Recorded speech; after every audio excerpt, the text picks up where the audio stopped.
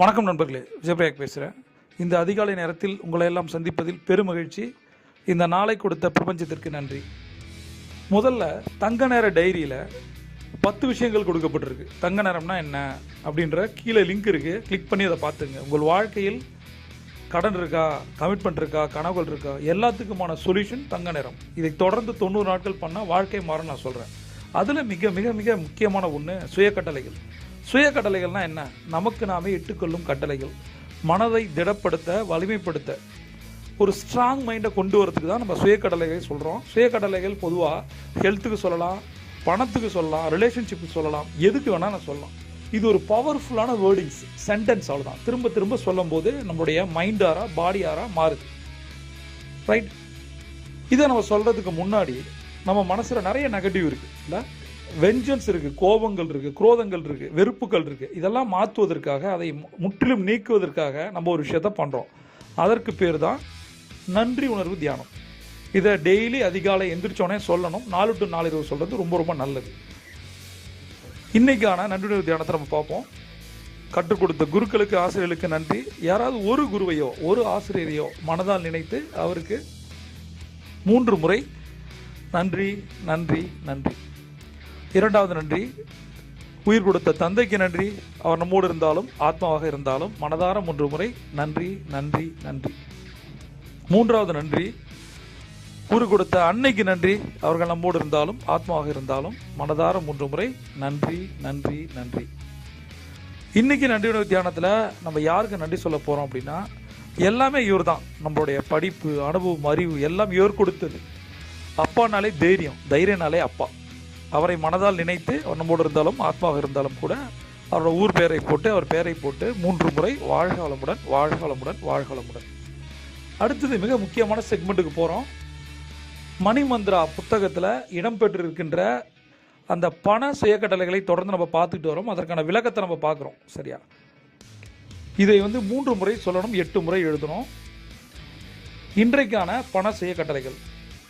இப்போது என் வாழ்க்கையில் ஏராளமான பணம் பாய்கிறது. இப்பொழுது என் வாழ்க்கையில் ஏராளமான பணம் பாய்கிறது. இப்போது என் வாழ்க்கையில் ஏராளமான பணம் பாய்கிறது. ஏராளமான பணம் அப்படின்னு வச்சுருக்கோம். கோல் செட்டிங்கில் எழுதும் போது பர்டிகுலராக எழுதணும். ஏராளமான பணம், நிறைய பணம் இருக்குது, கொட்டி கிடக்குது.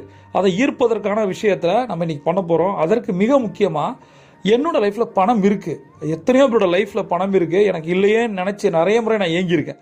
அதை மாற்றுவதற்காக அதை நான் கொடுத்துருக்கேன். என்னோட வாழ்க்கையில் இப்போ இது ரொம்ப ரொம்ப முக்கியம். நவ் அண்ட் ஹியர், இங்கிலீஷில் எனக்கு பிடிச்ச 2 வார்த்தைகள். இப்போது என் வாழ்க்கையில் நிறைய பணம் பாய்ந்து வந்து கொண்டே இருப்பதை நான் உணர்றேன். பணம் வந்துக்கிட்டு தான் இருக்குது, எங்கேயும் போகல.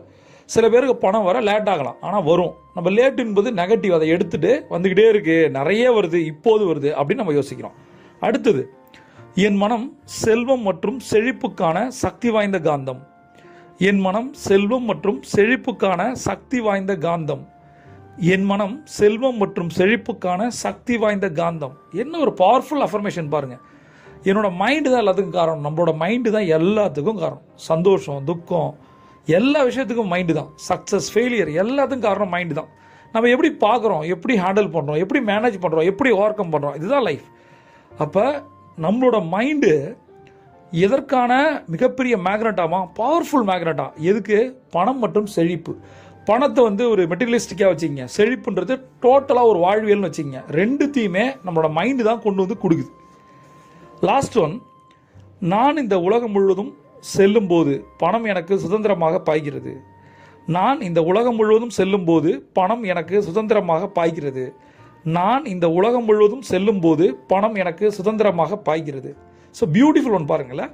நான் உலகம் ஃபுல்லாக போவேன், 100% போவீங்க. யாரெல்லாம் அதிகாலை இப்போ நான் பேசுகிறத கேட்குறீங்களோ சத்தியமாக நீங்கள் போவீங்க. போகிறதுக்கு என்ன பண்ணணும்? பணம் வேணும். அந்த பணத்தை எப்படி கொண்டு வர்றது? எந்த ஒரு ஆப்ஸ்டக்கிளும் இல்லாமல் பணம் சுதந்திரமாக பாய்ந்து வருது. எதுக்காக நான் போட்டிருக்கேன்? நமக்கு நிறைய கனவுகள் இருக்குது. ஃபாரின் ட்ரிப் போகணும், கார் வாங்கணும், சேரிட்டி பண்ணணும். இதில் நிறைய பேருக்கு ஆசை உலகத்தை சுற்றி பார்க்கணும். அந்த உலகத்தை சுற்றி பார்க்கறதுக்காக அல்லது உலகத்தை சுற்றி பார்க்கும்போது பணம் எனக்கு சுதந்திரமாக வருது. இதை சொல்ல சொல்ல என்ன நடக்குது நண்பர்களே? நான் ஏற்கனவே சொல்லிட்டேன்.